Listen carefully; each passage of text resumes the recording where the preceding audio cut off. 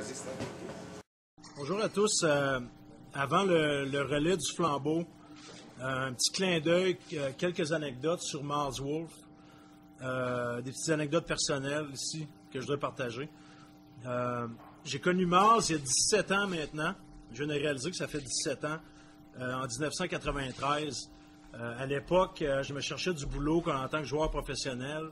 Je faisais des camps d'essai en Floride et je l'ai rencontré dans un camp d'essai. Ce qui avait attiré son attention, c'est que je dormais dans mon auto à l'époque pour joindre les deux bouts un petit peu. Puis le fait que j'étais québécois. Il m'avait présenté sa femme, puis ce qui m'avait surpris, c'est que sa femme parlait en français presque parfaitement. Puis à la blague, on s'était dit, Miles, qui connaissait tous les marchés nord-américains potentiels pour faire du baseball professionnel, m'avait lancé à la blague, il y a un stade à Québec, peut-être qu'un jour on pourrait lancer une équipe. Moi, j'avais dit, donne-moi un coup de fil. Donc, ça fait 17 ans de ça.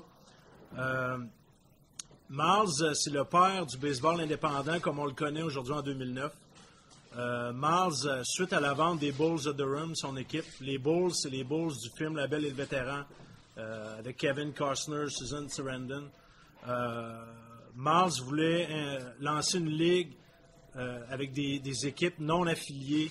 Il voulait que les villes puissent travailler en fonction de gagner un championnat pour les villes, pour les marchés.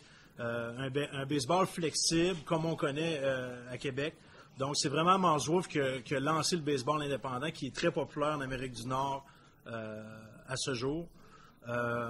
Quelques années plus tard, je rencontre Michel en tant que coéquipier pour l'équipe de Madison dans la Ligue Norton, qui était propriété de Miles Wolff. Et Miles nous offre un job assez unique. À un moment donné, il nous rencontre et dit « Les gars, ça vous tente-tu de m'aider à partir une équipe à Québec? » Je pense que ça n'a pas été long, on a dit oui. On se disait quel défi incroyable, quelle belle opportunité. Puis il me semble que c'est hier, puis il y en a certains d'entre vous qui étaient là, la première conférence en 98, le maire Lallier était là. Écoutez, c'était l'année 1 des capitales. Je me souviens que cet hiver-là, je me promenais dans le banc de neige avec Michel, on faisait de la vente d'abonnements de saison. On demandait aux gens, les gens ne connaissaient pas le produit, on leur demandait de voir le gazon sur le terrain, de se voir qu'un breuvage, un hot dog, d'entendre le son du bâton de bois. On parlait aux journalistes à l'époque, Maurice Dumas, Mario Morissette, Marc Simoneau à la radio. On essayait de leur expliquer c'était quoi le baseball indépendant, c'était quoi le produit qui s'en venait. Ce qui a ouvert le chemin à toute une aventure. Les partisans, les médias, les gens de Québec nous ont vraiment supportés dès le départ. Je vous dirais que à partir de 2006, Miles avait pensé à vendre le club. En 2005, Miles avait décidé de garder le club. C'est à ce moment-là que Miles nous a proposé de s'associer avec lui pour un petit peu restructurer l'administration. Depuis ce temps-là, on a vu l'arrivée des Alex Harvey, des Maxime Lamarche, des coups de pouce de gens comme Jean Tremblay de Groupe Verdure nous ont donné un coup de main. C'était l'ère Michel Laplante en tant que manager. Je ne donnerai jamais assez de crédit pour ce qu'il a fait. Puis depuis ce temps-là, c'est 2 championnats, puis quand même 2 années nommées organisation de l'année, ce qui n'est pas peu dire. Miles, c'est 11 ans en tant que propriétaire américain dans un marché francophone. Je pense que c'est unique à Québec. Je ne sais pas s'il y a un propriétaire américain d'une équipe sportive. Je pense que Miles nous disait des fois à la blague qu'il était content que sa femme, Michelle Wolff, comprenne le français. Elle pouvait lui traduire les articles juteux de Mario Morissette, les chroniques de Maurice Dumas. De temps à autre, il pouvait comprendre un peu ce qu'il se disait. Maintenant, il dit qu'il comprend assez bien le français pour lire les journaux.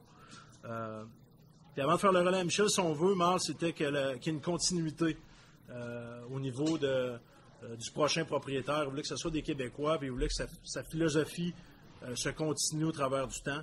Je pense que ce qui se passe aujourd'hui, c'est vraiment une belle continuité pour l'avenir des capitales, ce qui est la priorité dans notre cas.